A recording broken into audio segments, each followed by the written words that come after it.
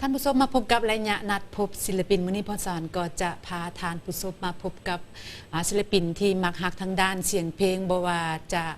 มีเสื้อสายและร้องแต่เพิ่นก็มักด้วยตนเองและนอกจากนั้นเพิ่นก็มีเวลาว่างที่จะเขียนเพลงห้องเองแต่งเองทานผู้ชมและมื้อนี้เพื่อบ่เป็นการเสียเวลาไปพบกับบทเพลงของศิลปินท่านนี้ก่อนแล้วก็กับเข้ามาหาพวกเราจะสัมภาษณ์เกี่ยวกับหยังใดเนาะโอเว่นโดยจะบ่คิดอายไผบ่ที่มีแฟนคนจนคือค่อยบ่เคยคิดอายเลยที่มีแฟนรอๆคือเจ้าแม่นว่าโดยเจ้าบ่ต้องคิดหยังหลายเด้อเรื่องเงินคำเป็นของนอกกายสิ่งสำคัญเฮารักกันด้วยความจริงใจก็พอ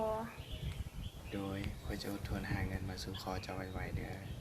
โดยข้อยจะเป็นกำลังใจให้เจ้าเด้อโดยคันสัญญาได้บ่โดยข้อยสัญญา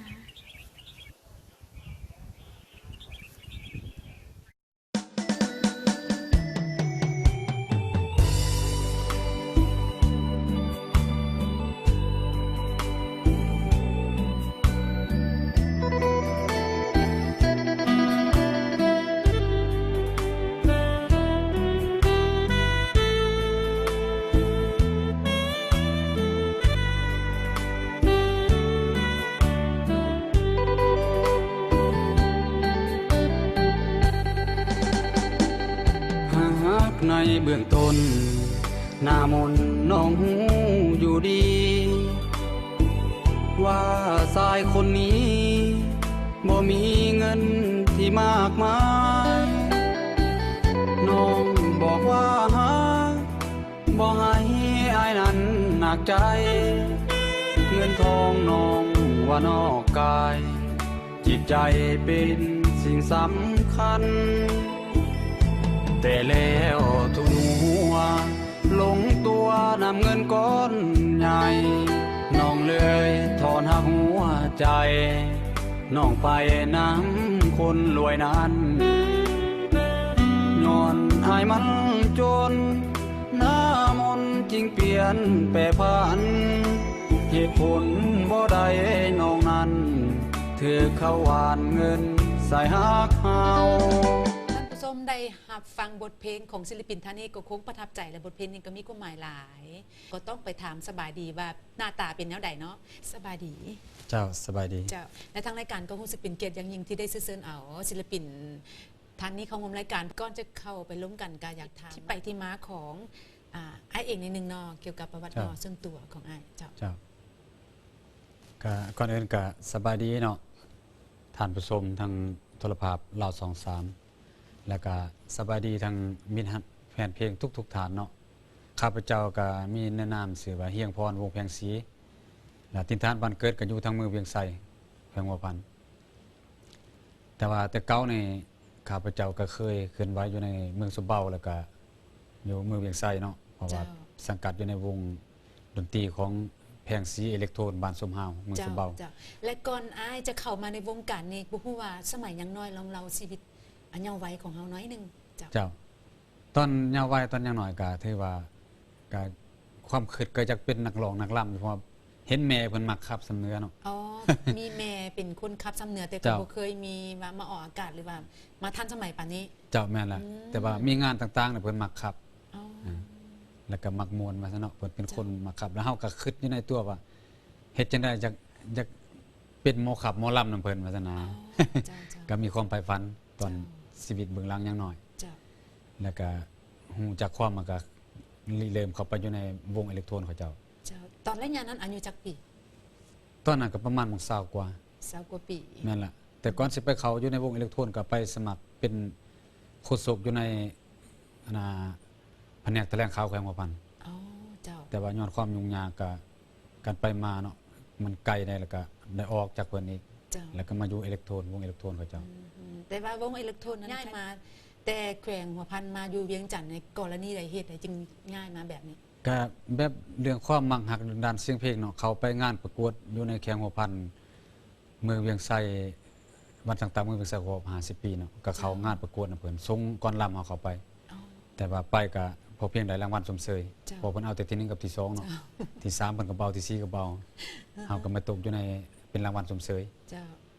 แล้วก็หลังจากนั้นมาก็มีความคิดว่าแห่งบันดาลใจก็ละลายมิตรฮักแฟนเพลงที่ว่าบ่ทันมีผลงานออกเพิ่นก็แบบว่าสุกอยู่ว่าโอ้มีพรสวรรค์นี่ก็ไปเวียงเพิ่นซะว่าไปเฮ็ด เจ้า ก็เลยมีความคิดแล้วก็มา โอ้โยกง่ายมาย้อนอยากห้องเพลง แม่นล่ะ เจ้าท่านผู้ชมนั่นก็เป็นประวัติที่มาที่ไปศิลปินเฮียงพรวงแพงศรีเพิ่นก็เกิดอยู่ที่เขวงหัวพันและก็ย้ายอยู่ที่เขวงหัวพันและย้อนก็มักก็หักอยากเป็นศิลปินอยากเป็นนักร้องจึงยกย้ายเข้ามาอยู่ที่เวียงจันทน์และก็อีกอย่างหนึ่งเพิ่นก็มีเสื้อสายและรองคือแม่เป็นหมอลำหมอครับซ้ำเหนือก็ม่วนเลยเมื่อก่อนเพิ่นก็บ่ได้มีการทันสมัยขึ้นในนี้มาออก เจ้า ร้องภาพ หรือว่ามาเฮ็ดแผ่นซีดีขายตาม เจ้า ห้างต่างๆบ่มีเนาะแต่ เจ้า แต่เพิ่นก็นำแม่เป็นเชื้อสายและรองเป็นนักลำมาและตอนนี้เพื่อบ่เป็นการเสียเวลาพรสวรรค์ก็จะพาท่านผู้ชมไปฟังบทเพลงของศิลปินเฮียงพรวงเพลงสีกันเพลงหนึงแล้วก็กลับเข้ามาหาว่าพวกเราจะล้มกันเรื่องที่เพิ่นเข้ามาวงการบันเทิงนี้มักหักจำใด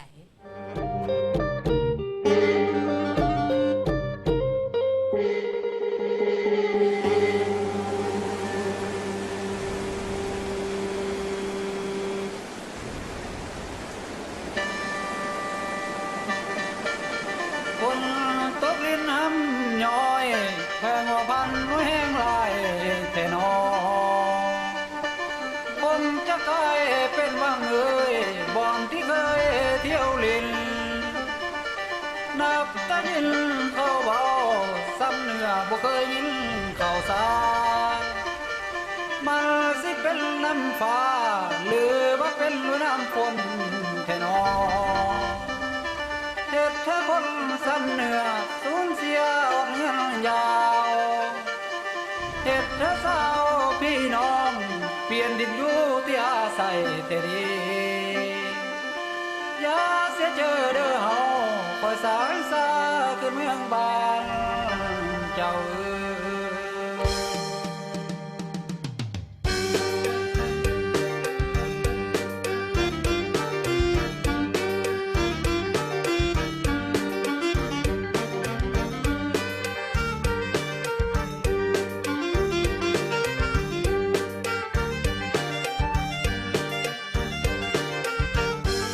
โอ้ลุงฟังเด้อป้าเอาน้อยใหญ่เคยสุขใจอยู่แล้วมาตั้งหลายปีมาปีนี้เคยว่าพันผ่าต่างเดียวบนทางขึ้นลงไปผ่าเหือใสสายทางใต้เสียงก่อนน้ำต่อเจือนสายทางใต้เสียงก่อนน้ำต่อเจือนหมดเงินหอดบ้านนะพี่น้องลูกหลานจึงได้สร้างสายทางต่อเจือนเอกในรถนั้นเคลื่อนแล่นได้สะดวกดีมาบัดนี้แห่งสิมีความสุขอกใจเด้สุเมากว้างไกลและเมืองบ้านเพียงสายนั้นทินทางเปิ่นสาก็มีความก้าวหน้าในเรื่องหุ่นเจริญเส้นทางขึ้นน้ำเงินเปิดสร้างใหม่เส้นทางนั้นไปมาเปิดสร้างใหม่ขอแต่เจ้าพอใจกะเดียวยืนยองยามหน้าท้องไตละมันใส่ทงจอมอีสุดทางขึ้นลงรถแต่บ่ขาดสาย ท่านผู้ชมเมื่อเว่าถึงศิลปินเฮียงพรวงเพลงสีแล้วก็เป็นคนที่มักฮักและมีความสามารถใฝ่ฝันอยากมาเป็นนักห้องจนมายืนจุดนี้ได้ และตอนนี้ก็ต้องไปถามเกี่ยวกับเรื่องการเข้าวงการบันเทิงนี้ย้อนเหตุผลมักฮักด้วยตนเองจึงเข้ามาวงการนี้ จ้ะ และปัจจุบันนี้ก็บ่ฮู้ว่าอยู่ค่ายใด ปัจจุบันนี่ก็อยู่ค่าย NB เจ้า โนวีภาคันษา เจ้า เป็นอาจารย์แล้วก็เป็นต้นสังกัดขายเพลงข้าพเจ้าปัจจุบันแต่ส่วนหลายก็ไปนำวงอิเล็กโทรน อ๋อไปนำวงอิเล็กโทรนต่างๆบ่ว่าขึ้นเหนือลงใต้แล้วมันไป เจ้าคัน ย้อน ว่า อยากมีประสบการณ์ย้อน เจ้า เป็นนักห้องว่าต้องมีความใฝ่ฝันอยากห้องเพลงเป็นอัลบั้มในสุดหนึ่ง เจ้า ตอนนี้มีจักเพลงแล้วหรือยัง มีอยู่หาผลงานเพลง เจ้าและผลงานเพลงต่างๆ ที่กับบุ้ว่าเป็นไผเป็นคนแต่งให้หรือว่าเป็นนักประพันธ์คนใดเนาะ อันนี้ก็แบบว่าข้าพเจ้าเขียนเองแล้วก็ห้องเอง อ๋อทางรายการก็ดีใจน้ำที่ว่าได้เขียนเพลงแล้วก็ห้องเอง สู่แฟน ครับ ๆรายการฟัง เพราะว่าด้วยความบังคับเองเนาะก็ว่ามี จ้ะ พรสวรรค์มีพรแสวงแท้ๆแล้วก็ถึงมาจุดหมายปลายทางที่ต้องการอยากเป็นนักห้องมีอาชีพแท้ๆและปัจจุบันนี้ก็เคลื่อนไหวไปตามอิเล็กโทรนต่างๆบ่ว่าจะเป็นเซิร์นทั้งเหนือทั้งใต้ก็ไป เจ้าคันว่าเพิ่นต้องการเนาะบ่รังเกียจเฮาก็ยินดีไปนํเพิ่นทุกวง แล้วบ่มี จ้ะ ต้นสังกัดว่าวงนั้นเป็นวงที่เฮาสังกัดอยู่แต่ว่าทุกวงยินดีรับใช้ได้ เจ้าแสดงว่าปัจจุบันนี้ก็ไปเคลื่อนไหวต่างๆรับใช้งานต่างๆ เจ้า และก็บ่ฮู้ว่าการเคลื่อนไหวแต่ละเทื่อหัน ได้เงินมาแล้วบ่ฮู้ว่าเอางบประมาณนั้นไปเฮ็ดหยังแหน่เพื่อให้เจ้าของมีเป็นรายได้มีรายได้ของเจ้าของแล้วก็ให้เจ้าของนั้นมีอัลบั้มในไวๆนี้ แต่ก็เรื่องเงินคำลำแก้วที่ได้มาเนาะส่วนหนึงก็ไปหมุนใส่ในครอบครัวแล้วก็ส่วนหนึงก็เอาไว้มาเฮ็ดผลงานเพลงตัวเองเพราะว่าสังกัดขายเพิ่นก็มีอยู่เนาะเรื่องสปอนเซอร์เพิ่นก็ช่วยตำเล็กตำน้อยแล้วก็2มาก็เรื่องเฮามีผลงานล่าสุด2เพลงคือบ่ลืมบุญคุณโรงเรียนเวียงไสแล้วก็เพลงศิษย์เก่าเวียงไสก็ได้แรงบันดาลใจที่ว่าศิษย์เก่ารุ่น96และ97 เจ้า ที่ว่าเคยศึกษาร่วมใต้สายคาหลังคาเดียวกันมาแล้วที่เมืองเวียงที่โรงเรียนเวียงไสเมืองปากเสแขวงจำปาสักนั่นเพิ่นก็ได้สนับสนุนเป็นแรงบันดาลใจส่งเสริมจังมีบันดาลใจมาถึงปัจจุบันสันปัจจุบันนี้เฮาต้องได้เอาเพลงหนึงให้ผู้ที่สนับสนุนรายการของเพลงของอาเองเนาะเขาร่วมรายการของพวกเฮาก็ให้ฟังบ่ฮู้ว่าจะเอาเพลงหยังเนาะเอาเพลงศิษย์เก่าเวียงไส ศิษย์เก่าเวียงไสร้องโดยเฮียงพรตอนนี้ไปติดตามชมกันก่อนแล้วก็กลับเข้ามาพวกเฮาว่าจะล้มกันเรื่องหยังอีกเนาะ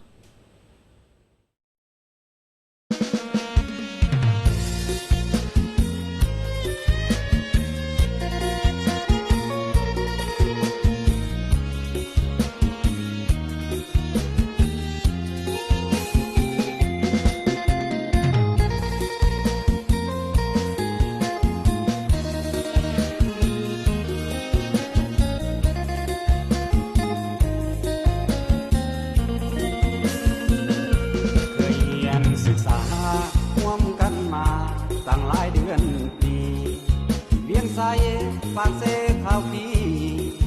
บ่อนที่เฮาร่วมกันเป็นเสี่ยวสหายจึงได้ใกล้สิผิดพันหลังจากที่เรียนจบสั้นถึกแบ่งปันไปคนละบอนถึงอยู่ในแห่งใดแต่หัวใจก็ยังผูกพันยังคิดทอดหากันบ่มีวันที่จะได้ทอนยังจำได้อยู่หมู่คู่วนเที่ยวหลายก่อนด้วยกินซีนและปลาห่วมตอนเมื่อครั้งตอนอยู่เวียงไสท่านผู้ชมได้ฟังบทเพลงที่มีชื่อว่าศิษย์เก่าเวียงไสห้องโดยเฮียงพรบุงแพงศรีก็คงประทับใจและตอนนี้ก็มาถามถึงความหมายของบทเพลงนี้ก็บ่ฮู้ว่าเว้าถึงหยังใดเนาะเจ้าเพลงนี้ก็ถือว่าเป็นเพลงที่ว่าเคยเรียนแล้วก็ศึกษาร่วมกันอยู่ที่โรงเรียนเวียงไสเมืองปักเสแขวงจำปาสักเนาะสมัยนั้นก็มันก็บ่ทันสมัยนะคือปัจจุบันเนาะก็มีความยุ่งยากลำบากหลายอย่างแล้วก็เรื่องระบบการดูการคิดก็คันถึงสมัยนั้นเพิ่นก็ยังพบความยุ่งยากหลายอย่างเนาะแต่ว่าแล้วนักเรียนทุกคนที่เข้าไปเรียนเพิ่นก็เข้าใจเรื่องแนวทางนโยบายของภาครัฐเนาะแล้วก็สู้ซนเฮ็ดหน้าที่ตามบัตรมอบหมายให้มีทั้งทุกข์มีทั้งยากมีทั้งลำบากแต่ปัจจุบันพวกเฮาที่หลังจากเรียนร่วมกันแล้วก็ออกหันมาอีกฮักแพงกันอยู่เขตนั้นมาแล้วออกมานอกพวกเฮาก็ยังฮักแพงกันถึงปัจจุบันถึงจะเป็นมีคนก็ยังสังกัดอยู่ในทันแถวกำลังประกอบอาวุธเนาะบางสายก็ออกเป็นประชาชนกรรมกรก่อสร้างค้าขายต่างๆก็ยังแม่นจิตใจฮักแพงปุ่มลุ่มอันเก่าเพราะว่าโรงเรียนน่ะเพิ่นได้ซิดซ้อนแล้วก็ล่อหลอมให้เป็นพนักงานสืบทอดแล้วก็ผู้ที่บ่ได้เป็นพนักงานก็ยังจดจำมันคุณงามความดีที่เพิ่นได้ซิดซ้อนเอาไว้ให้แล้วก็ยังนำใส่ตัวนั้นถือว่าตกหนใดแห่งใดก็บ่ปะบ่ทิ่มกันนะเป็นความสามัคคีศิษย์เก่าเจ้าเป็นหมู่เพื่อนฮักแพงกันถึงว่าสิไปอยู่แห่งหนใดก็ยังฮักแพงกันเป็นหมู่เพื่อนคือกันแม่นล่ะฮักแบบครอบครัวเดียวกันใช้ค้าเดียวกันกินข้าวหม้อเดียวกันเจ้าและบ่ฮู้ว่าวิชาหยังเรียนหั่นก็แต่เก่าเนี่ยก็เรียนเป็นสามัญธรรมดาเป็นระบบสามัญเพราะโรงเรียนตั้งเป็นระบบสามัญแต่ว่าปัจจุบันเนี่ยเพิ่นก็มาเปลี่ยนหันทิศมาเป็นแบบนายสิบแล้วก็เพิ่นก็บ่ได้เรียนสามัญเจ้าอันนี้ก็อยากพากเพลงนี้เนาะถึงบรรดาสหายศิษย์เก่าเวียงไสบ่ว่ารุ่นเฮาหรือว่ารุ่นหลังหรือรุ่นก่อนๆเนาะที่เคยศึกษาหำเรียนอยู่โรงเรียนเวียงไสแต่ว่าก็ยังให้ฮักแพงกันเปรียบเหมือนไอ้น้องร่วมอุทธรณ์เดียวกันแบบอาจารย์ที่เคยซิดสอนและสั่งสอนออกมาในโรงเรียนแห่งนั้นว่าเปรียบเหมือนไอ้น้องร่วมอุทธรณ์เดียวกัน เจ้า อันนี้ก็อยากให้ตุกหนใดแห่งใดก็ให้ฮักแพงกัน เจ้านั่นก็เป็นบทเพลงที่มีความหมายหลายเพราะว่าหลายๆ คนก็มีอดีตคือเป็นนักเรียนนักศึกษานำกันร่วมสายคาเดียวกันบ่ว่าจะอยู่ห้องเดียวกันหรือว่ากินนอนกันแม่นอันเดียวกันเนาะ จ้ะ อยู่บ้านเดียวกัน จ้ะ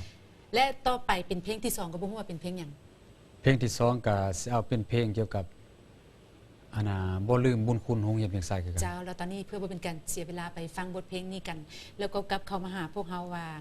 และการเคลื่อนไหวของศิลปินเฮียงพรนี่เพิ่นไปเคลื่อนไหวอยู่ไสแดตามอิเล็กโทรนต่างๆ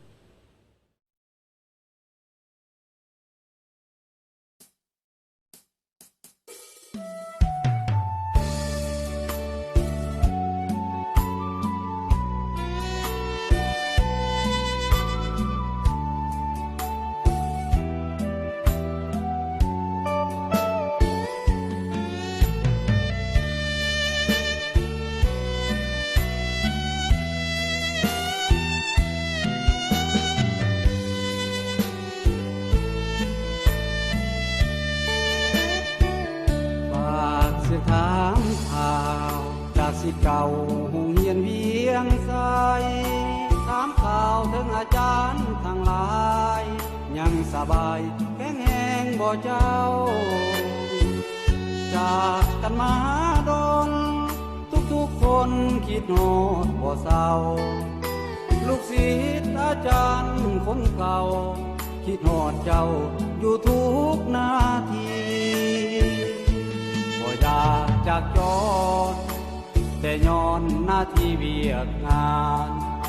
จึงได้เหินห่างจากกันเขตถิ่นฐานว่าเจียงแห่งนี้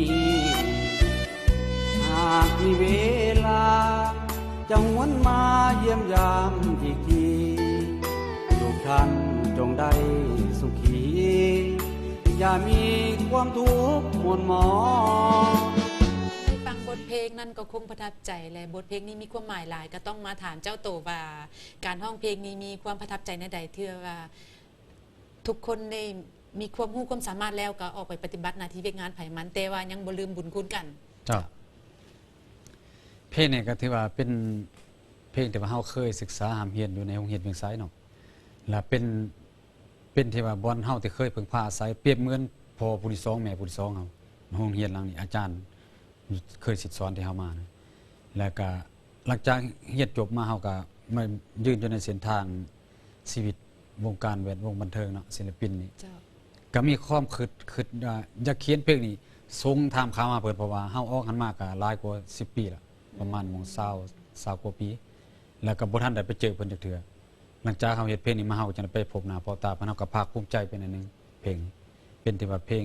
ถามข่าวหาเพิ่น เจ้า ว่าเพิ่นยังแข็งแรงบ่ยังสบายบ่เนาะนะแต่ว่า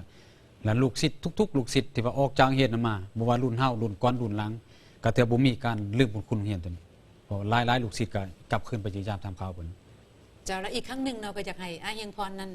ขอบใจเป็นพิเศษทางผู้เพิ่นเขียนเพลงและผู้สนับสนุนเพลง2เพลงนี้ อันนี้ก็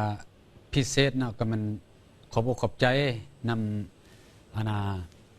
สิทธิ์เก่าเวียงไสรุ่น96และ97ที่ว่าใดเป็นแห่งบันดาลใจสนับสนุน2บทเพลงดังกล่าวนี้เนาะแต่ว่าเรื่องการประพันธ์มาข้าพเจ้าเป็นผู้ประพันธ์เองแล้วก็ร้องเองเนาะอันนี้ขอบอกขอบใจให้บรรดาสหายสิทธิ์เก่าเวียงไสทุกๆสหายบ่ว่ารุ่น96และ97หรือว่ารุ่นต่างๆก็ให้มีแต่ความผาสุกในครอบครัวส่วนตัวแล้วก็จะมีหน้าที่ก้าวหน้าเจริญรุ่งเรืองต่อไปเนาะ เจ้าแสดงว่าบทเพลงนี้แม่นอ้ายห้องเองและก็แต่งเอง เจ้าแม่นล่ะ เพื่อว่าอันมีอดีตในอันการเรียนการศึกษามาเมื่อก่อน เจ้า อ๋อ เจ้านั่นก็เป็นบทเพลงที่มีความหมายความสำคัญหลายเพราะว่าทั้งเป็นนักห้องเอง แต่งเองให้หมู่เพื่อนที่ติดตามชมรายการของพวกเราได้ฮู้จักว่ายังมีหมู่ฮัก ยังมีคนที่ยังคิดฮอดยังเป็นคนที่ยังบ่ลืมอดีตที่ผ่านมาเทว่ายังมีความจดจำไว้อยู่ในใจตลอดไปเนาะ เจ้า แล้วตอนนี้เพื่อเป็นการเสียเวลาไปฟังเพลงอีกเพลงหนึ่งของศิลปินเฮียงพรแล้วก็กับเข้ามาหาพวกเราว่าการเคลื่อนไหวของศิลปินท่านนี้ปัจจุบันนี้เฮ็ดอย่างแน่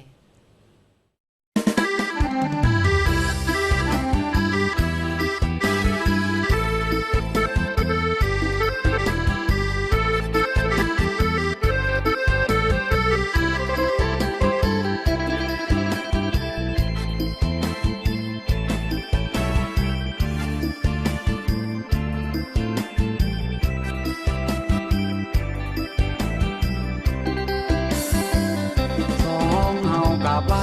หูปันองค์ใหญ่เจ้าอนุวงศ์อธิษฐานให้ฮักมันคงเจ้าอนุวงศ์จงสวยบันดาลให้ฮักข้าสองสมปองส่วนนิดนิรันดร์จงสวยมาบันดาลข้านั้นสมปรารถนา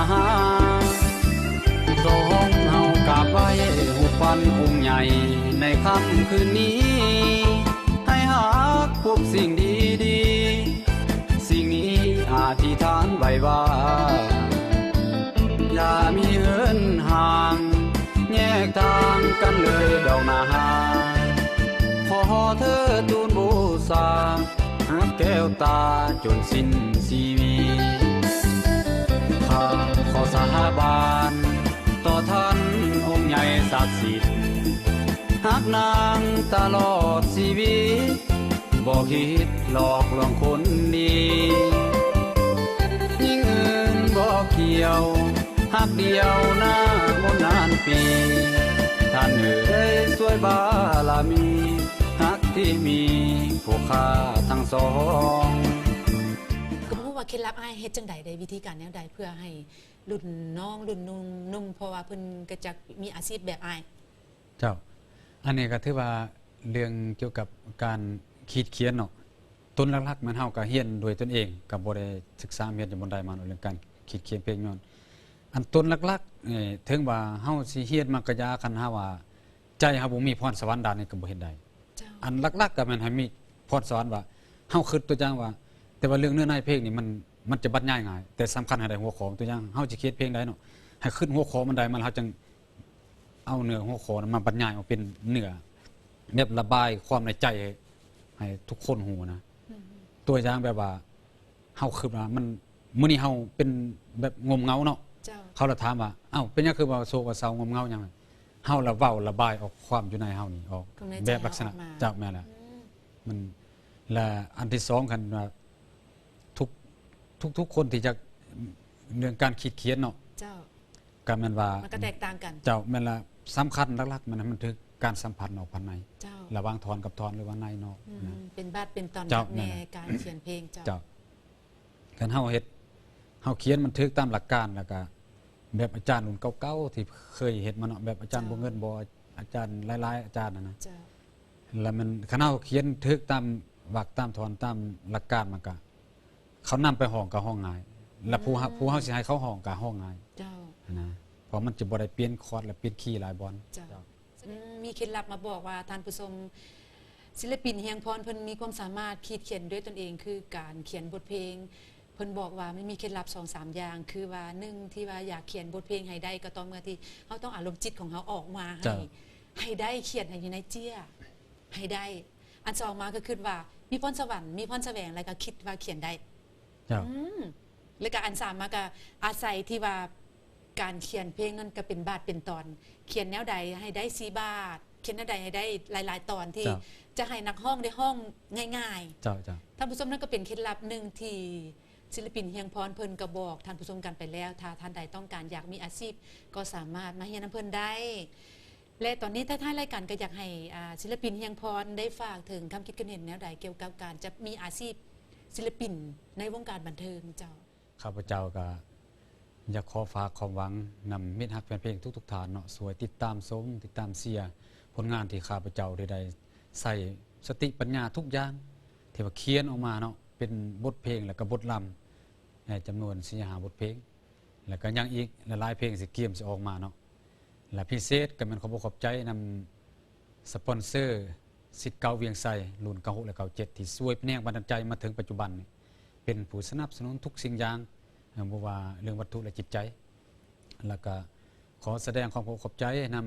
ำขายเพลง KTN เนาะที่เป็นผู้สร้างขึ้นมาเบื้องต้นจึงได้เข้ามาอยู่วงการนี้แล้วก็ขอบใจนำทางอาจารย์โนวีพคันษาเนาะเป็นที่ว่าขายเพลง NV ที่ว่าข้าพเจ้าได้สังกัดในปัจจุบันนี้เนาะแล้วก็เพิ่นก็ได้ช่วยเหลือคำจูนทุกอย่างทางด้านวัตถุและจิตใจอันนี้ก็ขอบใจนำ2-3 ฐานเนาะแล้วก็มีนักแฟนเพลงทุกฐานที่ให้คอยติดตามหับชมหับเชียร์แล้วก็ขอบใจเนาะกับ แบบว่าก็มีแรงบันดาลใจอีกผู้หนึงเป็นพิเศษเนาะแต่ว่าอันนี้สิขอสงวนชื่อเอาไว้เพิ่นเป็นแรงบันดาลใจเป็นพิเศษก่อนจะได้ออกมาถึงจุดนี้เป็นแบบผู้หญิงเนาะเพิ่นให้แรงบันดาลใจแต่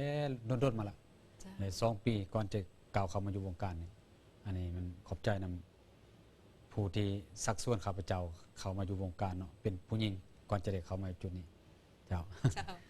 ท่านผู้ชมทั้งหมดนั้นก็เป็นการให้สัมภาษณ์ของศิลปินเฮียงพรวงแพงศรีเพิ่นบอกว่ามีแฮงดลบันใจหลายๆอย่างบ่ว่าจะเป็นหมู่คู่หรือว่าบ่ว่าจะเป็นคนที่ฮู้ใจ ครับ ได้เข้ามาวงการนี้ก็ต้องเมื่อก่อนเพิ่นก็อยู่ที่เขตเทศบาลของการปฏิบัติคือแขวงหัวพันนั่นเองและย้อนมากย้อนหัก และมีเสื้อสายหลายรองผู้ว่าแม่เพิ่นก็เป็นหมอลำมาก่อนและก็มีพรสวรรค์ด้านนี้จึงลงมาอยู่เวียงจันทน์แล้วจึงเข้ามาวงการบันเทิง และปัจจุบันนี้ก็ได้ไปตามอิเล็กโทรนต่างๆบ่ว่าจะเป็นการห้องอยู่แต่เหนือถึงใต้ก็ไปแล้ว เจ้า เจ้า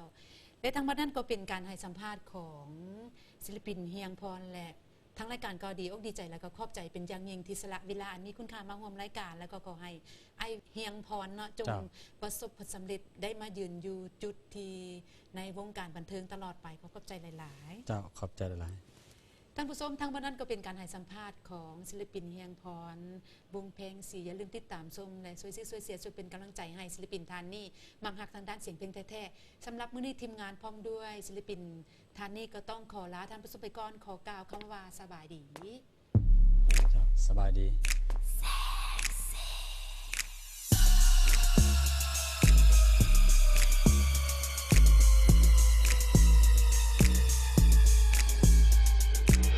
หักแท้เป็นสิ่งที่บ่ต้องการบ่จำเป็นดอกคำเว้าที่หวานหวา